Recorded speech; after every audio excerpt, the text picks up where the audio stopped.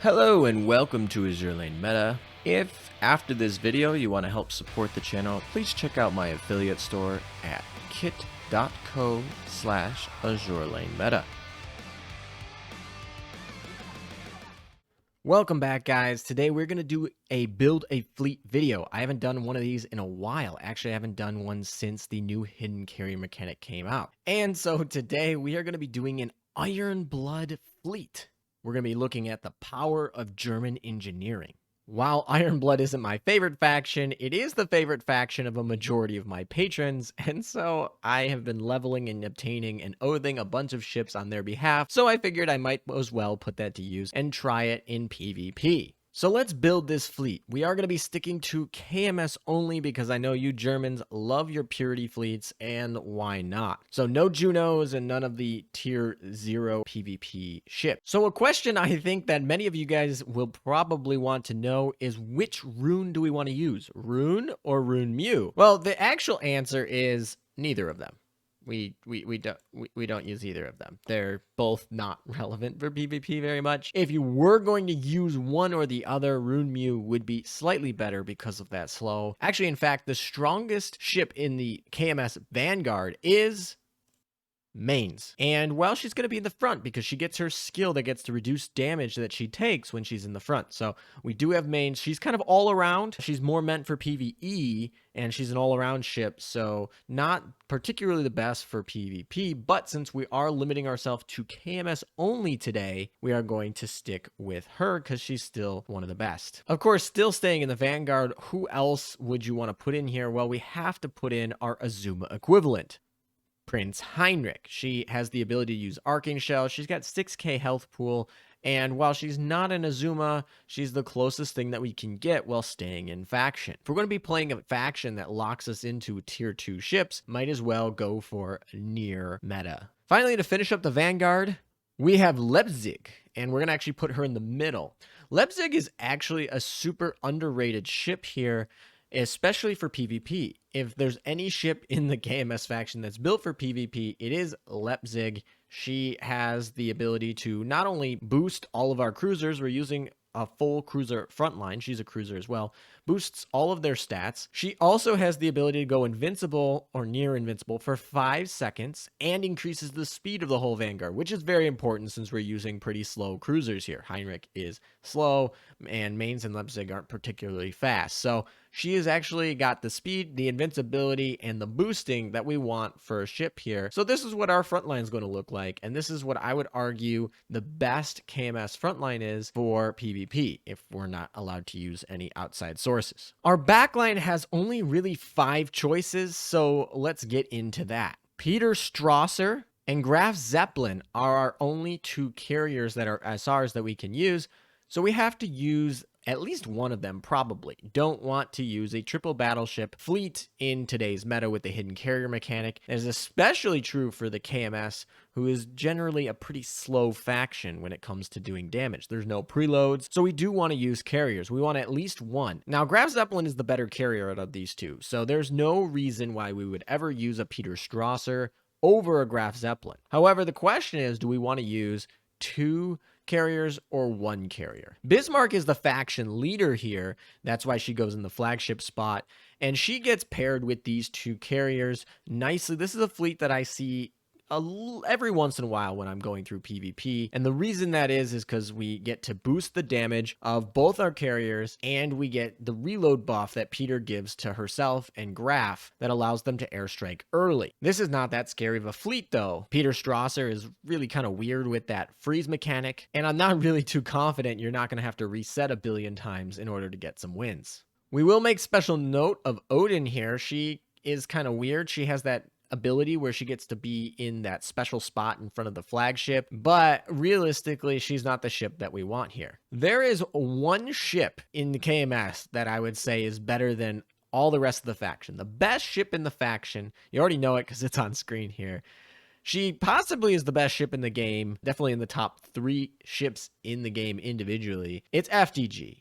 And to use a faction, and we're being locked to the faction and not use the best ship in that faction, just seems wrong to me. So today we are going to go with the Bismarck, Graf Zeppelin, Frederick backline instead of going with the double carrier backline. You could potentially go with Odin, but I really wouldn't, especially when we have options. You either go with the double carrier that I showed you earlier, or you go with this. Some people have gone with FDG in the middle and then the double carrier. That seems weird because we're losing out on the 20% boost from Bismarck. So anyway, this is the faction that we are going to be using, KMS, and this is the fleet that we are going to be using with that faction. So let's get into gears.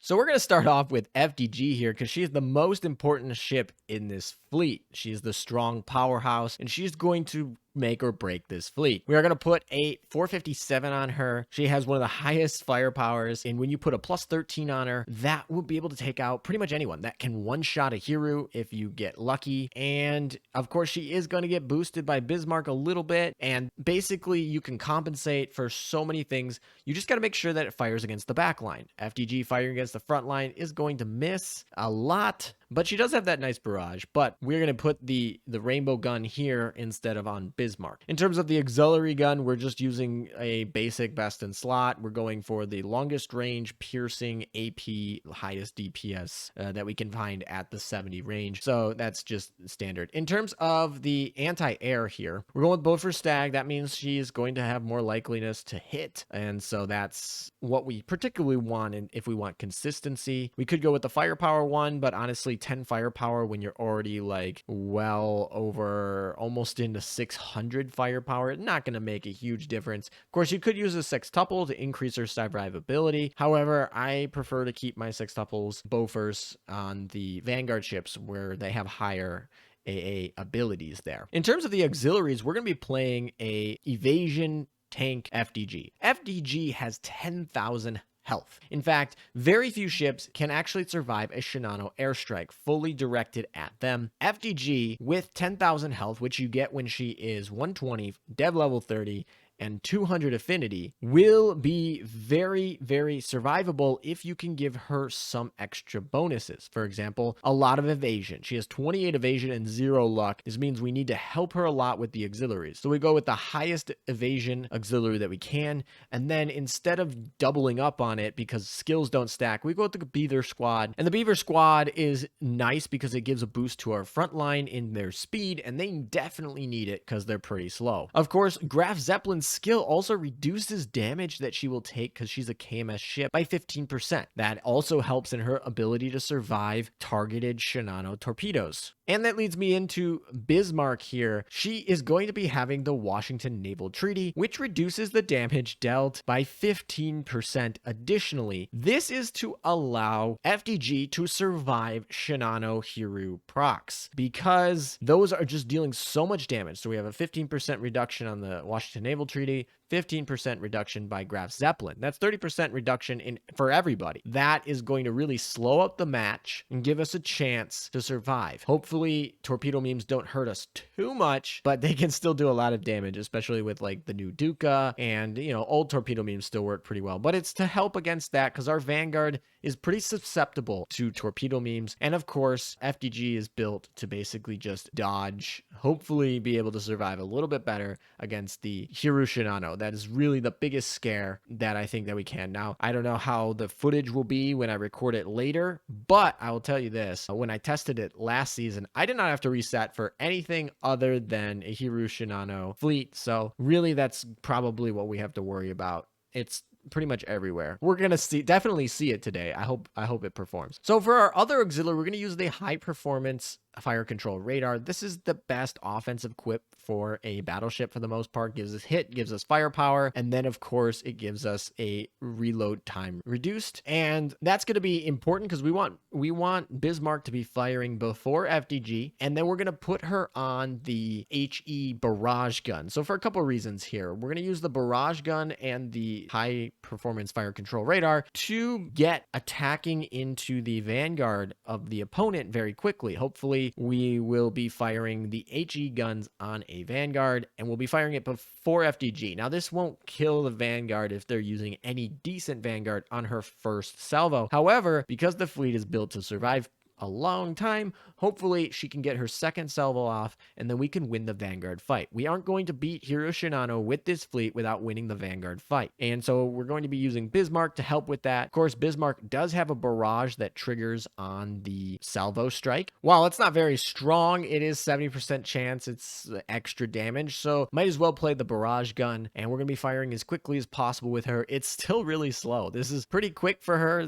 and yet it's still going to feel slow compared to all of the other preloaded. We're going with Beaufort Stag again because we don't want her to miss against the Vanguard. And in terms of the auxiliary gun, we do go a little bit different than most. Most of the time you want a 70 range gun. However, with her skill here, it gets changed to 90 no matter what. So we might as well just use one that does more. The theory here is this will light them on fire, and it has more damage than the longer ranged ones. It will be the same range because of Bismarck's skill, and we'll be able to do a high amount of damage. DPS isn't particularly better, but since burn damage scales off the base damage the gun inflicted, hopefully this will help get a little bit extra burn against like the Yukikaze and Junos. And then to finish off the fleet, we have Graf Zeppelin. She has been reworked recently in the end of 2020, and so that kind of changes. Of course, this skill right here is fantastic, and now we get to boost her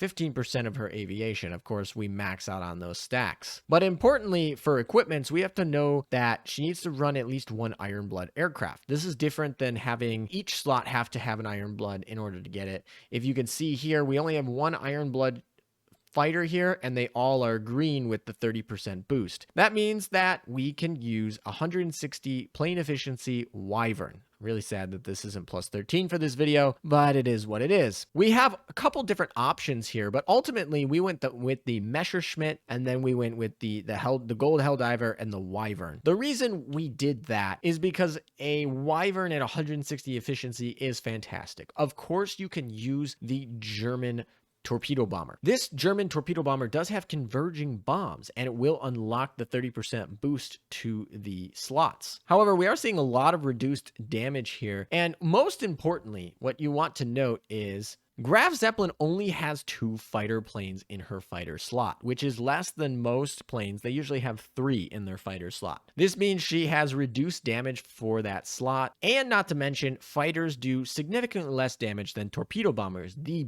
literal best plane for PvP. So the thing is that no plane from the German faction is best in slot. So we have to pick one of our 3 slots that is less than optimal. And it really comes down to this. Are we going to put it in the torpedo bomber slot where it's most effective and Graf Zeppelin, we really need it? Or are we going to use it in the dive bomber slot, which really helps with clearing some vanguards? Or are we going to put it in the fighter slot, which basically doesn't do very much surface DPS? Well, ultimately, we decided to go with the fighter slot. Of course, you could put the Ju in the dive bomber slot, but once again, that has some weird mechanics, and we can just get a plus 13 gold Helldiver instead of a plus 11 Ju. Another thing here is the Messerschmitt will have a faster takeoff time, meaning by doing this, we'll have a slightly faster takeoff time. Not that relevant, but it is kind of important. The Messerschmitt also has better anti-air than the best in slot Sea Hornet that we would put in exchange for it if we were to use one of the other 2 slots for the German slot. Since it has better anti-air, that helps us against Shinano Hiru. It is used for the intercept. This also brings me back to the Wyvern and why we want to use the Wyvern over the German torpedo bomber. The Wyvern can intercept, meaning this setup here has the most anti-air of any of the viable options we could potentially look up. It's not min-maxed, but out of the ones that we were looking at that are significantly strong in surface DPS, this one is the highest because of the intercept value. It also launches the fastest. And so I think this is going to be our setup for Graf Zeppelin. You guys can play around with using the Ju or the converging torpedo bomber from the German faction if you really want. In terms of our auxiliaries, we need this to come out out fast. We need to go with the aviation beacon, and we need to go with the aviation gasoline. That way we can launch quickly, we can get to the end quickly, and we just need to be quick here. Hopefully we can reveal their carriers as soon as possible. We don't really care about giving up the little bit of aviation that we would be, so we're just going to eat it like this. Graf Zeppelin is also hidden, and so Bismarck will most likely be taking most of the heat, although we'd love if FDG took the heat. Moving on to the Vanguard, we will start with our frontmost position, which is Mains. Mains has a couple abilities, like reducing damage when she's in the frontmost position, and she has a shield that if you break, she gets a nice barrage. That means that we want to put her in front. This means for our auxiliaries, while it would be the best for her effective EHP to use double evasion equips, we are going to use the Pearl Tiers on her because she is going to be in the front. She's probably going to die first. For her anti-air, we're going to use the firepower one. She is kind of a mix of what she wants to do. She has all right torpedoes and all right firepower, so we might as well boost that firepower a little bit extra. For the torpedoes, we are going to use converging because we want her to survive, and so we're not going to be using a black torpedo auxiliary. If you're not using a black torpedo auxiliary, you should use homing torpedoes, and you can use the quad for her because the quad has one less torpedo than the Twin Rainbow, but it has the same damage per torpedo, and it has a faster reload, which would give us the opportunity to maybe have her fire a second load of her torpedoes better if we have the quad on her. She is going to most of the time die first. Then for the main gun, it's just standard best in slot for light cruisers. Moving on to Leipzig, she is our PvP ship here, and she has a lot of abilities, and she's going to be in the middle here. So once again, we're doing best in slot, light cruiser gun, pretty basic. We're going to put the Twin Rainbow on her because she's going to survive a little bit longer, which means we can wait for that second shot, get the extra torpedo out there. She also has a higher torpedo stat and a higher torpedo efficiency than the other two ships, so might as well get that 70 torpedo stat to be on the most efficient ship using it. We're going to put a sextuple on her because she has the highest AA in the fleet. This allows her to make the most amount of damage. Obviously, neither the firepower or the hit stat is going to make a big impact in her DPS because she's not a real DPS ship, so we're going to put the sextuple and hopefully allow our other ships to survive from airstrikes by having that on there. Now for her auxiliaries, I do not have plus 13 gold auxiliaries for my Vanguard yet. So once they are plus 13, this does change a little bit, but at plus 10, this is how she gets to be the most survivable. At plus 13, you would switch out the repair toolkits for a gold item. But for now, with what I have, the plus 10s, and obviously your auxiliaries for your Vanguard is probably one of the last things you're going to be finishing up for gold auxiliaries. But when you do get the plus 13s, you would switch this. But this is what I have, so this is what we're going to use for today. Finishing up, we have Prince Heinrich. So we'll talk about the main gun last, but for the auxiliaries, we are going to be using evasion. She really needs evasion. So we got double evasion equips here. The standard steering gear is fantastic. And obviously beaver tag if you don't use it on FDG, but we are using it on FDG, which means she will get the speed boost, which they'll need because Heinrich is pretty slow. However, we also get the cosmic kicks, which give us some evasion and some speed, which is nice. So she's going to be moving faster. She's obviously going to get a speed boost from the beaver tag and a speed boost from Leipzig. So our fleet's not going to be pitifully slow for being triple cruisers. We're going to give her the firepower AA gun because she is basically like Azuma in the fact that you have a fourth backline ship. However, she's significantly weaker than Azuma, and that 310 firepower needs to be up. So might as well get a little bit more. For the torpedoes, we're going to go with the quad just because I had another plus 13 laying around. And for the main gun, there are two options you can go with. Both are viable. You obviously see the one that I chose, which is this purple gun. And the fun part about this gun is that it's an arcing gun. This gun will arc just like Azuma's gun, which means it can fire against the backline of your opponent even when your opponent's Vanguard is still alive. It's also AP, which means that it has piercing, which it goes through a ship and can hit the next one, and it has armor break, which because it can hit the opponent's backline before you take out the enemy Vanguard, you could potentially get armor break on it. Finally, because it arcs means that it doesn't get blocked by shields. Shields aren't very popular in PvP, so it's not a great plus, but using the arcing shots are not bad.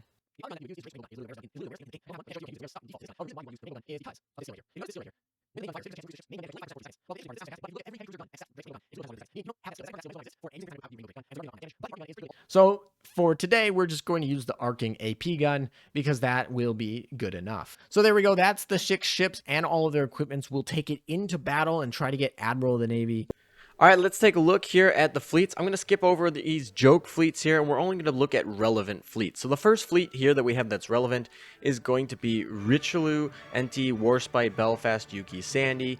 This is not a particularly scary fleet because we have ships like Belfast, which are kind of power crept. Enterprise and Richelieu, not necessarily synergistic, but they're all decently powerful ships. So we'll start it off here. This is a nice, good battle to gauge off where we are and how the fleet is doing. In fact, actually, we're not doing as well as possible, but do remember we are playing a Washington Naval Treaty, which means that it's going to seem like it's a lot slower. We lose the Vanguard fight, which really is a big downer here, but they don't have a Hiru, so we still have a chance here, and we just need Enterprise not to proc. And then we'll be good shape. Look at that miss on Enterprise. That's always nice, but at least the next one hit on Warspite. Got the Lucky E here, so this is going to be a little rough because we're going to kill Richelieu. But we got to be very careful about Enterprise, which did proc that Lucky E, and we barely got it. Wow. Enterprise was dodging things like crazy. Now we have Namagi Spite here, which is an old meta fleet ship. However, the Vanguard with Ainami is kind of a little bit weak. Ainami and Ibuki, so I think we actually should probably win this. Going into it is what I thought, and I don't think it's too bad. We'll get to see how Warspite can snipe FDG pretty well, and it seems like even when Warspite hit there with a critical, FDG's still, tanking those pretty well. And then Juno comes in and heals that FDG by a percentage of her health, which is a ton of percentage. And this actually went a lot smoother than I thought. Like, they killed it. And it actually went better than the first 2 battles in which Richie Enti was in both of those. And yeah, I guess that's a blast from the past to tell you that Namagi Spite is really slow here. Next up, we got a Warspite Hiru Enti. So this is our first indicator with Hiru. And Juno and Noshiro and Yuki is a meta Vanguard. It's one of the tier 0 meta Vanguards. So we do have to worry about that, especially since we have a lot of light armor. So our AP stuff is not going to work too well. So I'm very nervous about, how Hiru is going to come in when I'm going into this. But it looks like the barrage off of FDG is doing quick work with Yuki. Yuki's not getting too much luck with her negating damage, and FDG is able to tank that. Actually, the whole backline is really able to tank that Lucky E skill off Enterprise. And we do need to win this Vanguard fight, though, because Hiru is still at a lot of health. But we end up finishing it with all 3 going into the backline, proc that final counter, and luckily Leipzig right there, I believe, is pretty low health, but we are actually we almost actually beat them 6-0, all on very low health. Kind of a chance here, but we ended up getting it, so that was interesting. Next up, we have a Neptunia event. This is Wordles, and just gonna show you how bad Neptunia, like, they have all the synergy here, they're all leveled. Just gonna show you how bad some of these collab ships are. We've been with the attacker bonus, we've been barely getting through some of the non-tier 0, some of the just strong ships without synergy fleets, and this one we pretty much walk through this one with a piece of cake. I probably didn't need to show this, but I guess it gets to show that the Germans do get to kick some butt against Neptunia here. Moving on, we're going to have our first Shinaruru with a Hiru and a Richelieu. This is also going to be with a Torpedo Vanguard, and I should have stopped right there. I should have reset right here. They totally ran right into every single torpedo they put off, and Torpedo Memes won that Vanguard fight 3-0. And what did I say about Hiru fights? If Hiru is around, we need to win the Vanguard fight. And I really just kept this in here because I wanted to show you how much damage a Shinano airstrike can do. They just took out pretty much the whole backline on that Shinano airstrike. So we got a loss there. But here we're playing against Shinanoru again, but this time with Rishi.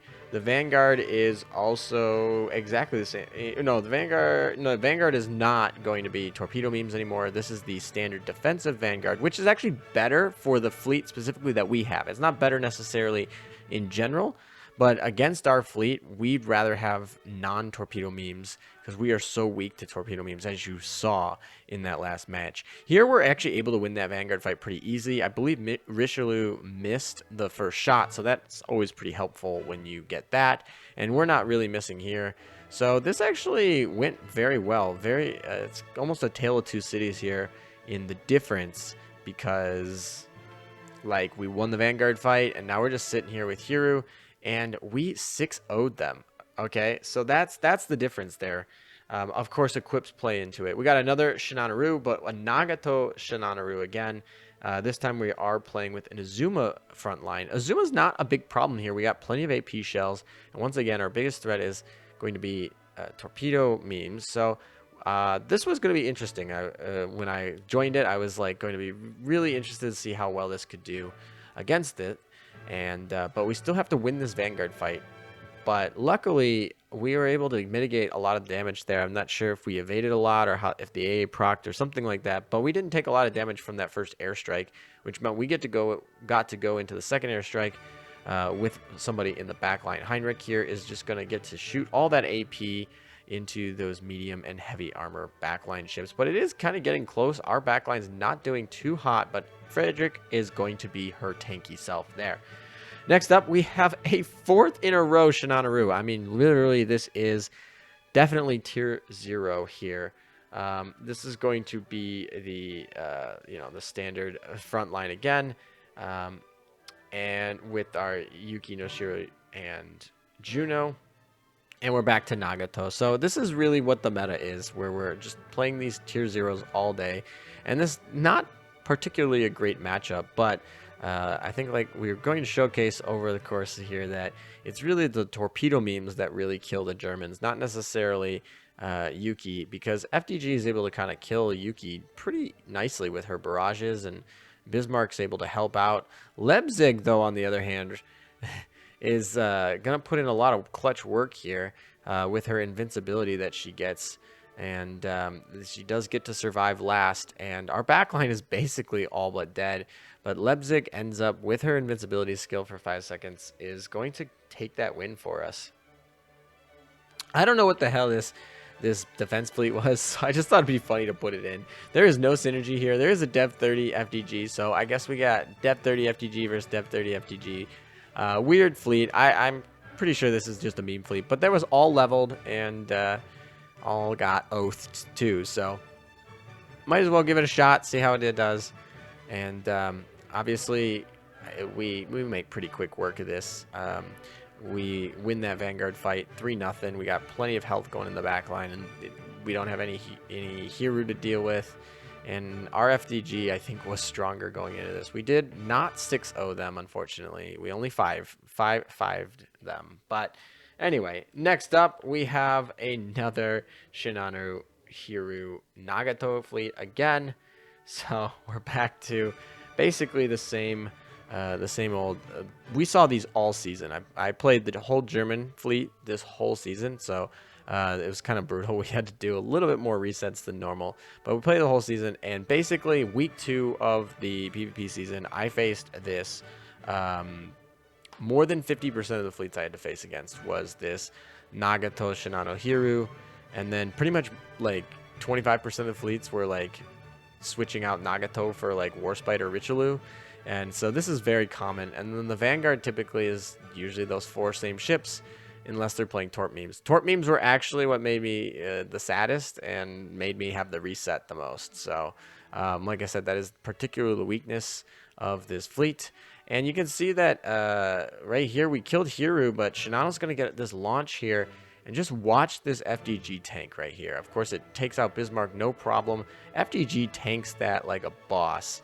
And that brings us to the end here. We ended up finishing up number 1 on our rush. So KMS ain't that bad. I definitely say they're not best or tier 1, but they can definitely get you to Admiral of Navy, no problem. Thank you guys for watching. I hope you enjoyed this video. We're getting back to the roots, going back to the old days of Build a Fleet videos. That's really what I started off with, and I really do enjoy making these and doing them. Of course, I'm also starting to stream on Twitch some of my PvP runs, so if you're interested in that, go check out my Twitch account.